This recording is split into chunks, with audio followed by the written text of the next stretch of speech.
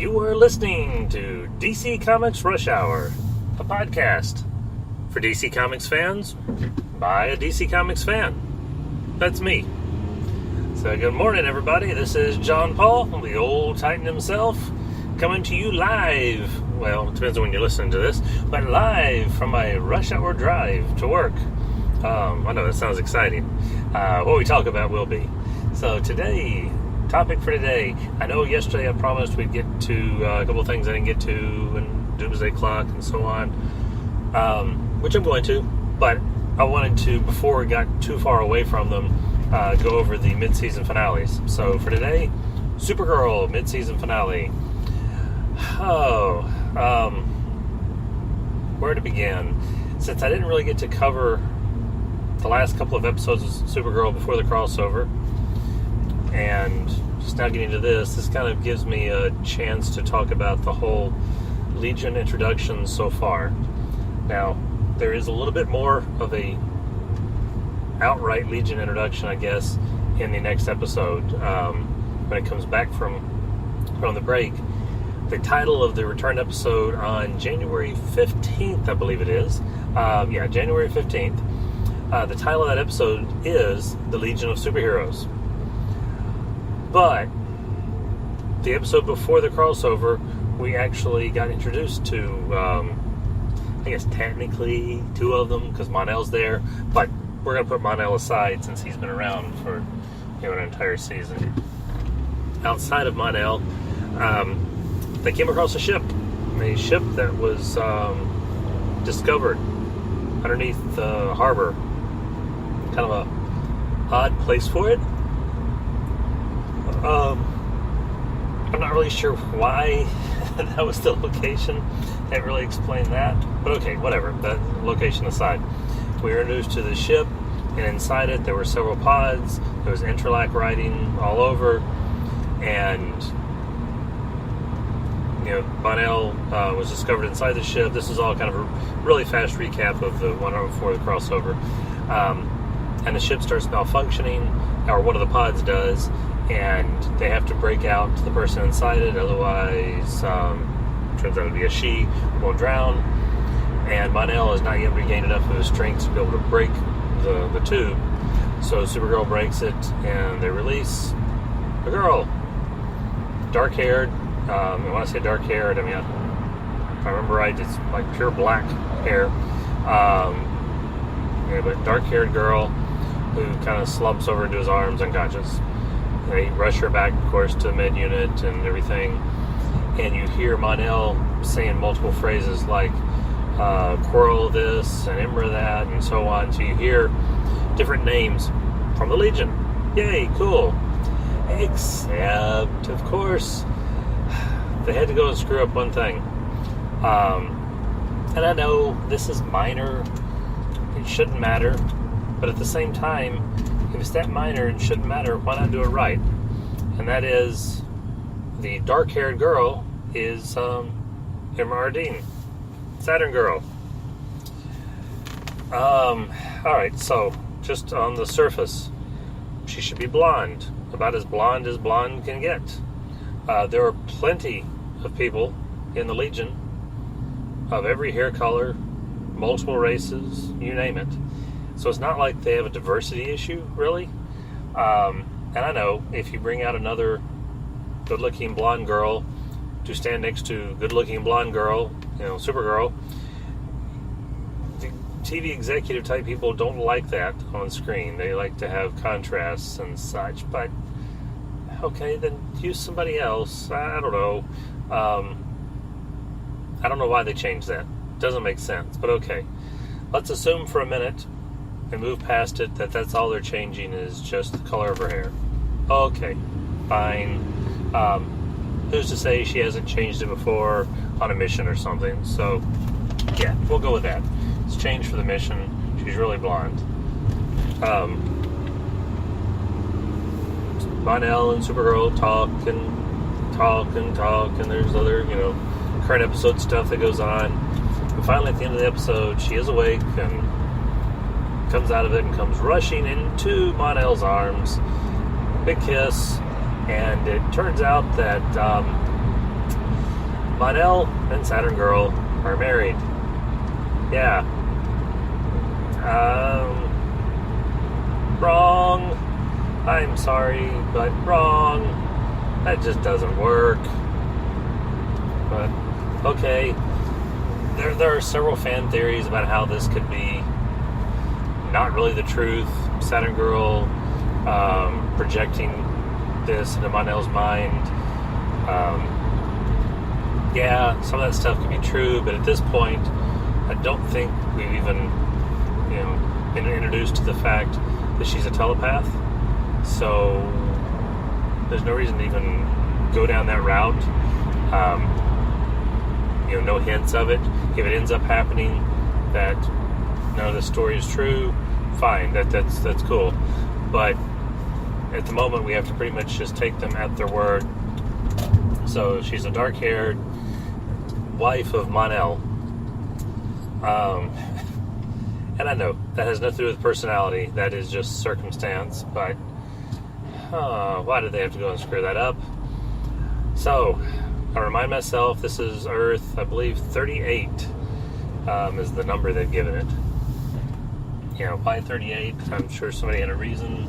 I haven't looked it up to see if I can figure out what the reason is. So we're just going to go with, okay, it's Earth 38. On Earth 38, things happen differently. So in the mid-season finale, where the majority of the story is about the rise of Rain and Supergirl facing Rain, and we'll come back to that in a second, we do get a continuation, not that exact scene, since then she went off to a wedding, fought the whole Nazi stuff, Crisis on Earth X, and it's come back, but they still kind of pick up a little bit of where they left off, and we get I guess kind of a joint story between Imra and Monel talking about life in the future, and over the past 7 years from their conscious point of view. So they tease one thing, and they talk about some different stuff. So some more differences on Earth 38 universe. In this universe, the Legion of Superheroes was founded by Monel, who wanted to, do something as an example of what Supergirl had taught him. So in this universe, Supergirl is inspiration for the Legion, much like Superboy was, in the original. Okay, I get it, it's her show, different universe, fine. So Supergirl's inspiration. Monel forms the Legion and brings everybody together. We even get Gwen getting to say, because they just say Legion, Gwen's the one who used to say Legion of Superheroes. So we actually get the phrase said. And something was rising in the galaxy or the universe. A darkness was rising. So there's the Great Darkness Saga being teased. Cool. And, well, okay, that's different. Sorry, I'm driving along here and a truck suddenly in front of me with garbage cans open and pointed at me. Okay, anyway, I'm not sure how I feel about the Great Darkness Saga being teased and then let go that simply and easily, but okay, we'll see how it goes. Since it's what I wanted as a crossover, you would think that's what I want, and it is kind of, but I just want them to do it right. I want them to get into the Legion first. Okay, so there's that. There's still people unconscious in the ship. Alright, so the ship, turns out in whatever was going on and whatever thing that was happening to them in the future, something accidentally happened and sent them to a wormhole into the past, 12,000 years into the past. And instead of figuring out how to get back to the future, they put themselves into a cryosleep to sleep their way all the way to the future. Okay, they're just taking the long way there, I get it. It's a very odd Legion introduction here so far, but okay, we'll see where it goes. It's definitely a very sci-fi introduction, so I'll take that. I'm going to reserve the rest of my judgment until after they've introduced the rest of the team, because there's still multiple tubes of other people that have got to be woken up. And we've seen in the trailer for the next one, for the return, I believe it was 3 hands with the Legion ring all doing kind of the Three Musketeers, all for one and one for all type pose. So we know we're getting at least 3 of them awake. If Ember is one of those, we get 2 more woken up. You would assume that's Lightning Lad and Cosmic Boy. But of course, you already have Mon-El there, so, could be only one other person, and they wake up Brainiac 5, maybe. I don't know. We'll have to wait and see. I'm interested. I want to know. I mean, I've read every version of the Legion, including that terrible version from several years ago that was the rebellious Legion. I don't mean rebels, but I mean the one that was actually the young teenagers doing their rebellious thing. I don't know, just seemed it was a weird version of it. I think that was Mark Waid's, I believe. Anyway, getting off topic. The main point of this episode was Rain actually starting to make her appearance, and so she's kind of hiding inside their friend, who I'm blanking on her name right now, that's terrible, but anyway, she's hiding and only coming out at night, dispensing justice, that kind of thing. Kind of odd the way they're doing it, these little teases, but it worked visually. It was kind of cool. Supergirl finally faces her, and Rain is much stronger, and I believe from the comics the World Killers were shown to be stronger, and you could even say that she's been on Earth just as long, absorbing just as much yellow sunlight, and has not been expending a lot of it, so she's a little bit more built up, a little bit stronger. Fine, that works. So her and Supergirl finally have a big fight, at the end of which Supergirl is rushed into the emergency room. It's conveniently night, so they can't just stick her under a big bright yellow sun to help heal her, which is all that it should take. I'm not sure. I mean, they could have done some of what they did and made it work. Like, from a punch, have a punch be so hard into the face that a cut forms and blood comes out. Okay, that's believable because you get Kryptonian on Kryptonian fight. But when a Kryptonian uses an Earth weapon to hit another Kryptonian, I'm not sure an actual cut would happen and blood would come out. So I don't know about the fight's logistics exactly, unless it turns out the World Killer also has some kind of aura around her that weakens others, which is possible. I just don't know, because I have not actually read the Rain story in the comics. So, I don't know, we'll see where they go with that. That aside, the fight was really cool. I thought they did a good job on the fight. The effects and drawn out just enough. We'll have to see, if some of the stuff makes sense later. I don't know. We'll have to wait and see. But until then, the finale ended, of course, with Kara on a hospital bed.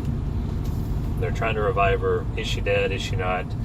My thought, and they could still go here, my thought would be, if they really wanted to do something interesting, since they skipped having Mon-El trapped in the Phantom Zone for 1,000 years and woken up in the future, once they could heal him, they could go there with Supergirl. If they wanted, they could, with her injured, put her in a coma, put her in, instead of putting her in the stasis tubes, put her in a coma, stick her in the Phantom Zone. The Legion wakes her up in 1,000 years, and then she comes back, and she's one of the people in one of the tubes. So that would be kind of cool, and maybe it would also lead to the reason why Saturn Girl is manipulating minds, whatever, to make people forget that she's really still there, and then suddenly, whoosh, she's blonde, and everybody has memories of her actually being married to Lightning Lad, and everything's great and perfect. I can hope. Anyway, I kind of rambled on this one a little bit. It's been a while since I did one of these reviews. Got to get back into the swing of things. So, until tomorrow, I am now at work. I'm in a parking space, and I probably should go on into work. So until tomorrow, and this has been the most appropriate episode to actually say my closing phrase. This is John Paul. Long live the Legion.